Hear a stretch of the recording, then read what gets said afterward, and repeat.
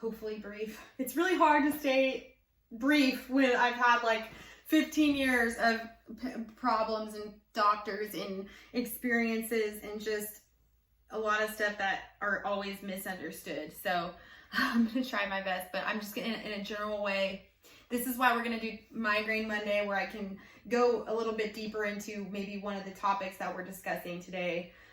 Or if someone has a comment or a question or something, I can answer that. So my mom had migraine when I was growing up, and I would roll my eyes and be very annoyed and be like, okay, take Tylenol, take ibuprofen, stop complaining. Why are you wanting attention? You're exaggerating. You're a wimp. All of these very harsh judgments. And to my mom, if you're watching right now, I'm so sorry. And honestly, I think you know I'm sorry. Gosh, that just chokes me up a little bit because I know that that's how we're perceived. So fast forward, I maybe had a couple headaches growing up, but obviously they weren't any notable type deals. Like you could take some ibuprofen and I can go back on the softball field and perform. It wasn't until I was in high school and I actually started drinking in high school. So I associated my migraine with a hangover.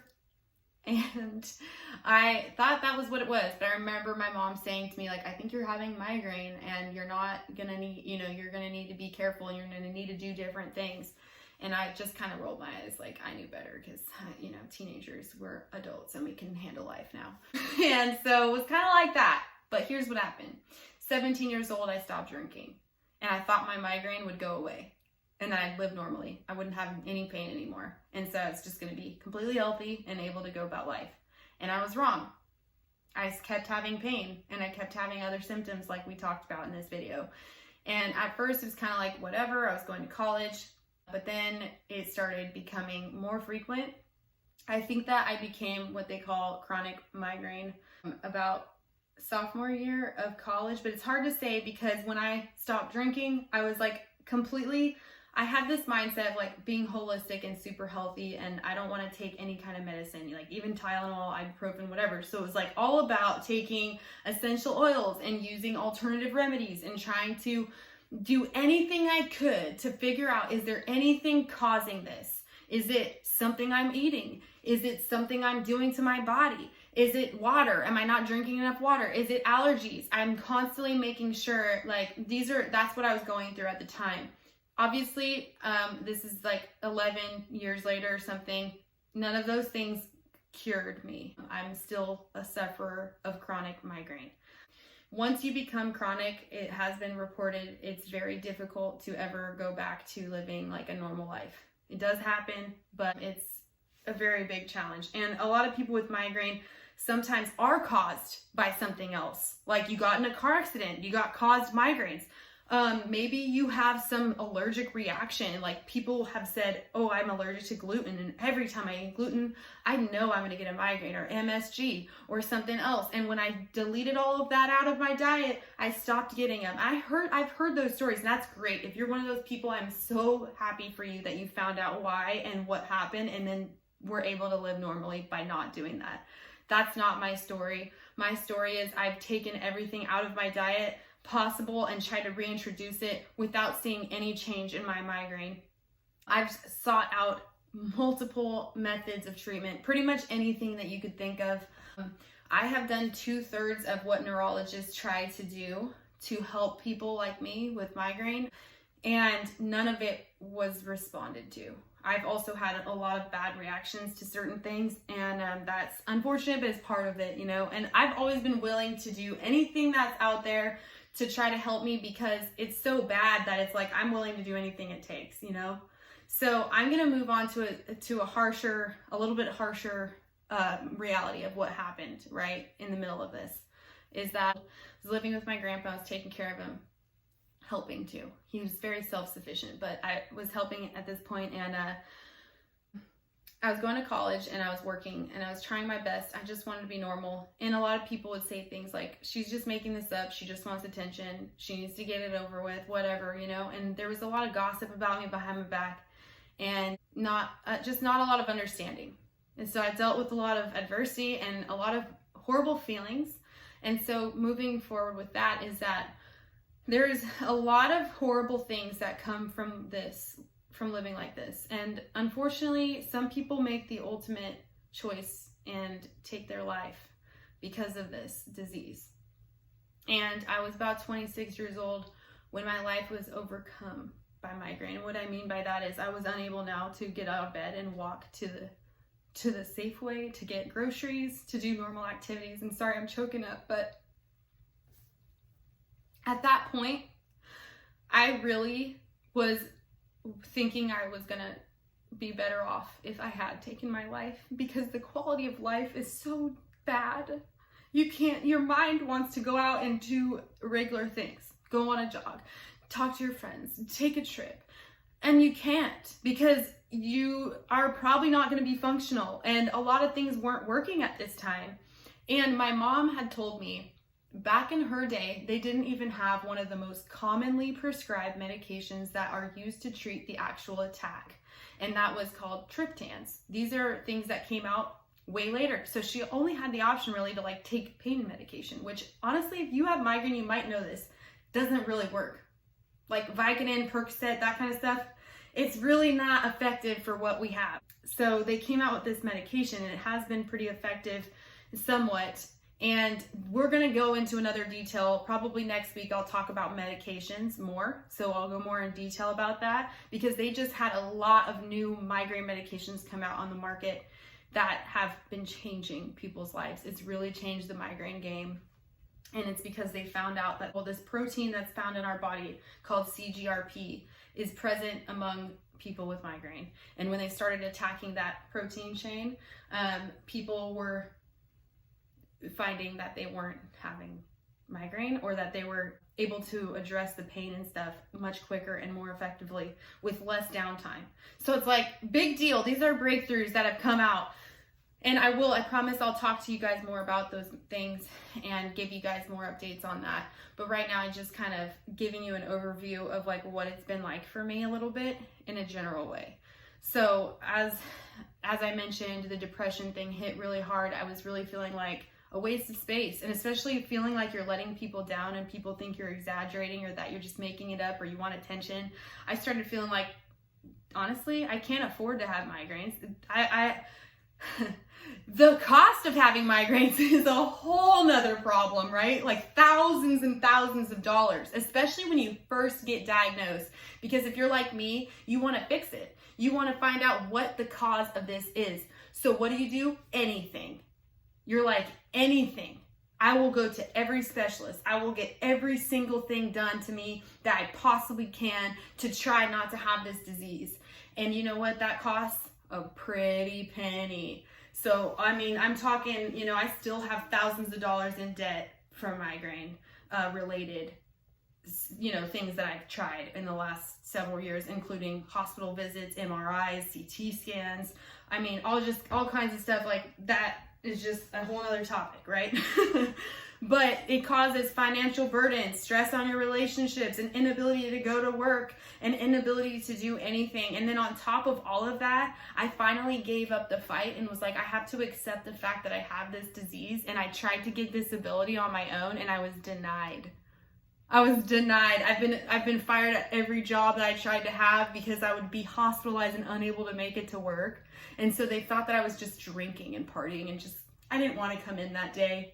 And that's not what was happening at all, obviously. And so because I would have to walk around with this stigma, especially of people who think that I just am making this up, and I still get the stigma all the time, and a lot of people want to give advice, and that's why I'm doing a vlog, by the way, is because whenever I would try to kind of talk in a general way about my experience, I get a lot of comments of people who misunderstand or think that I haven't tried something and they know it's a cure-all because it works for their sisters, aunts, friends, best friends, cousins, moms, dog, I don't know, like the list goes on, and it really throws me off and gets me kind of confused. And also it makes me sad because I want to help change their mind, because I feel like there's a lot of people, unfortunately, who will take their life, right? So it's a pretty serious topic, even though I'm just trying to give you guys a general way. And also another reason why I made this video is because people will ask me how my health is doing, and instead of like answering their comment, it's easier, I think, just to have like little updates.